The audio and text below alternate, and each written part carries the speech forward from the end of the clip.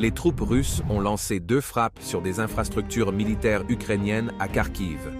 L'une des cibles était un terminal et des hangars de l'aéroport international, où étaient stockés et lancés des drones attaquant Moscou. Dans le secteur de Svatovo, des unités ukrainiennes tentent de reprendre le contrôle des hauteurs près de Novoselovski. Les unités russes repoussent avec succès les attaques et répondent par des frappes d'artillerie sur les positions ennemies. Au sud, les batailles de position se poursuivent près de Torskoï et dans la zone du ravin de Zouravka. Malgré de nombreuses contre-attaques, les forces ukrainiennes n'ont pas réussi à reprendre les positions occupées par les troupes russes. Sur le flanc sud de Bakhmout, les forces ukrainiennes continuent de prendre d'assaut les défenses russes près de Kleshchevka.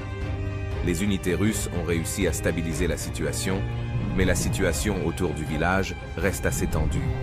Dans le secteur d'Avdevka, les 2 parties procèdent à une reconnaissance mutuelle et déploient des forces supplémentaires sur la ligne de front. L'artillerie russe tire régulièrement sur des zones de concentration ennemies, touchant le personnel et l'équipement des forces ukrainiennes. L'armée ukrainienne a de nouveau porté un coup dur à Donetsk.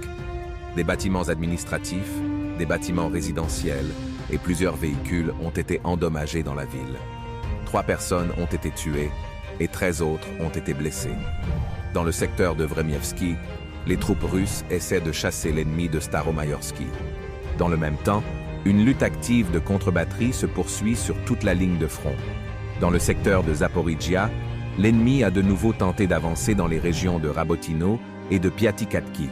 Les unités russes ont tenu leur position, repoussant toutes les attaques avec des armes légères et des tirs d'artillerie. Les troupes russes ont lancé une attaque de missiles sur une zone de déploiement ennemi à Krivoy Rog.